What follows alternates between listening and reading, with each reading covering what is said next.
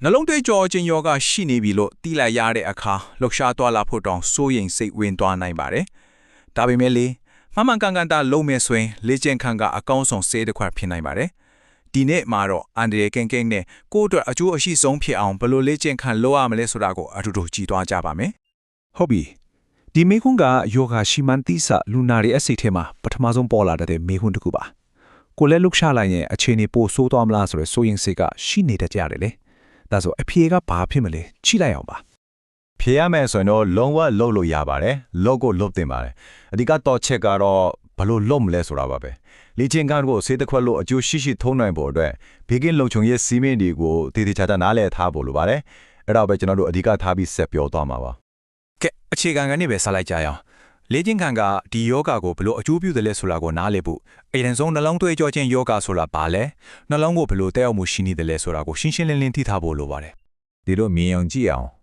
နှလုံးကိုအာဟာရပေးနေတဲ့သွေးကြောတွေကိုဥယျာဉ်ထက်ကရေပိုက်လိုင်းတွေလိုသဘောထားကြည့်လိုက်ပါဒီယောဂမှာအဲ့ဒီပိုက်လိုင်းတွေထဲမှာအဆီတွေအနီအနက်တွေစုပုံလာပြီးတော့ပိုက်လိုင်းကကျဉ်းသွားတဲ့သဘောပါပဲအဲ့ဒီအခါရေစီအားနေသွားသလိုနှလုံးကြွက်သားစီကိုအောက်ဆီဂျင်နဲ့အာဟာရတွေတဲပုံပေးတဲ့သွေးစီစစ်မှုကလည်းလျော့နေသွားတော့တာပေါ့ဒီပြဿနာကဘလောက်အထိအဖြစ်များတယ်လဲဆိုတာကိုဒီဂိမ်းကနန်းကတက်သေးပြနေပါတယ်။ဖွံ့ဖြိုးပေးနိုင်ငံတချို့မှဆိုရင်နှလုံးနဲ့ဆက်ဆက်တဲ့ဒီစုံမိုးအလုံးရဲ့ထပ်ဝက်လောက်ကဒီသွေးကြောချင်းယောဂါကြောင့်ဖြစ်နေတာပါ။ဒါကြောင့်ဒီအခြေအနေကိုစနစ်တကျဘယ်လိုကင်တွယ်မလဲဆိုတာအရန်ကိုအရေးကြီးပါတယ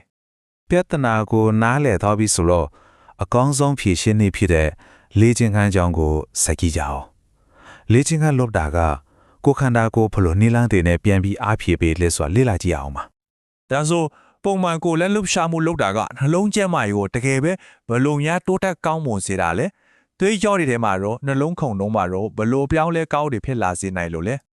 ဲဒီမှာပြထားတာကိုကြည့်လိုက်ရင်လေ့ကျင့်ခန်းရဲ့အကျိုးကျေးဇူးကတခုတည်းမဟုတ်ဘူးပတ်ပေါင်းစုံကနေလာတာပါဥပမာသွေးကြောတွေကိုပို့ပြီးပျော့ပြောင်းစေတယ်သွေးဖိအားကိုကျစေတဲ့နှလုံးအပေါ်ဝင်ပြီးတာကိုလျော့ကျစေတယ်စိတ်ကျန်းမာရေးကိုတော့ကောင်းမွန်စေပြီးကောင်းတဲ့ cholesterol လို့ခေါ်တဲ့ HDL ကိုတိုးစေပါတယ်ဒါတွေအလုံးကယောဂလက္ခဏာတွေကိုတိုက်ရိုက်တံပြန်တိုက်ဖြတ်ဖေးနေတဲ့အချက်တွေပါပဲကောင်းပြီဒါဆိုဘလို့လေ့ကျင့်ခန်းမျိုးတွေကအသင့်တော်ဆုံးလဲအချိုးကျေးဇူးအများဆုံးရဖို့အတွက်အဓိကလှုပ်ဆောင်တဲ့လေ့ကျင့်ခန်းအမျိုးအစားကြီး2မျိုးရှိပါတယ်အဲ့ဒါတွေကဘာတွေလဲဆိုတာကြည့်လိုက်ရအောင်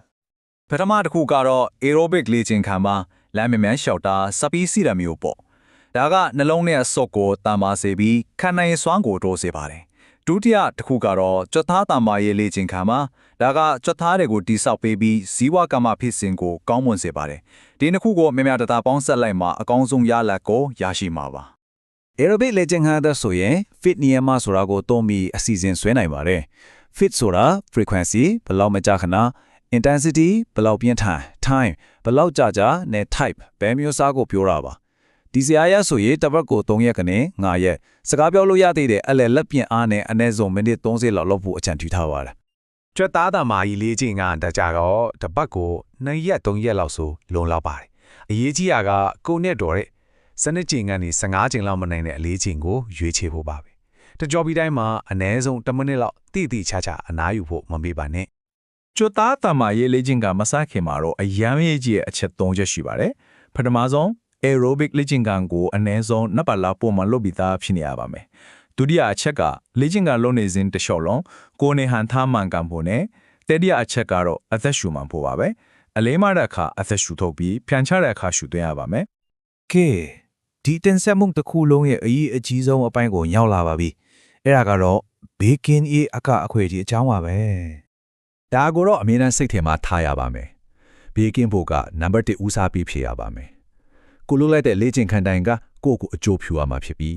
းဘယ်မှမထိခိုက်စေရပါဘူး။ plank လိုမျိုးကိုခန္ဓာကိုတနေရာထဲမှာတောင်းတင်းထားရတဲ့ isometric လေ့ကျင့်ခန်းတွေကိုဘာကြောင့်ရှောင်ခိုင်းတာလဲဆိုတော့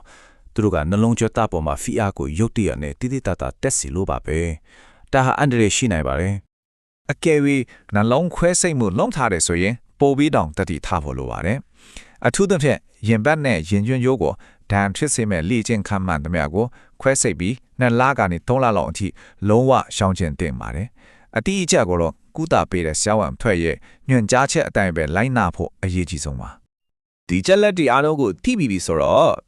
ကျမရဲ့ခရီးလမ်းကိုစောင့်ကြည့်ဖို့အတွက်အရေးကြီးဆုံးနဲ့ပထမဆုံးလှုပ်ဆောင်ရမယ့်ခြေလှမ်းကဘာဖြစ်မလဲ ဒီချက်တွေကိုလက်ညှို့အခြေမှတ်သားထားနိုင်ပါတယ်ဒါပေမဲ့လူတစ်ယောက်နဲ့တစ်ယောက်ရဲ့အခြေအနေကမတူညီတဲ့အတွက်ဒါကစိတ်ညွန့်တစ်ခုတော့မဟုတ်ပါဘူးကိုယ့်ရဲ့အကြမ်းပိုင်းအခြေအနေကြန့်ခိုင်မှုအစစ်နဲ့အဝင်ခွင့်ကြဖြစ်မဲ့ကိုယ်ပိုင်လေ့ကျင့်ခန်းအစီအစဉ်တစ်ခုရဖို့ကျွမ်းကျင်တဲ့ exercise physiologist ဒါမှမဟုတ် physiotherapist နဲ့တိုင်ပင်ဆွေးနွေးဖို့ကမထင်မနေလိုအပ်ပါတယ် ဒါဆိုရင်ပိုကောင်းမွန်တဲ့နှလုံးကျန်းမာရေးအတွက်ပထမဆုံးစတင်မဲ့ခြေလှမ်းကဘာဖြစ်မလဲမှန်ကန်တဲ့သိပညာနဲ့စတင်လိုက်တဲ့ခြေတလန်းဟာကျန်းမာတဲ့အနာဂတ်အတွက်အချီးမဆုံးတော့ခုံပြန်ကျော်လွှားမှုတစ်ခုဖြစ်လာနိုင်တယ်ဆိုလားကိုအားလုံးအတွက်မျှဝေလိုက်ရပါတယ်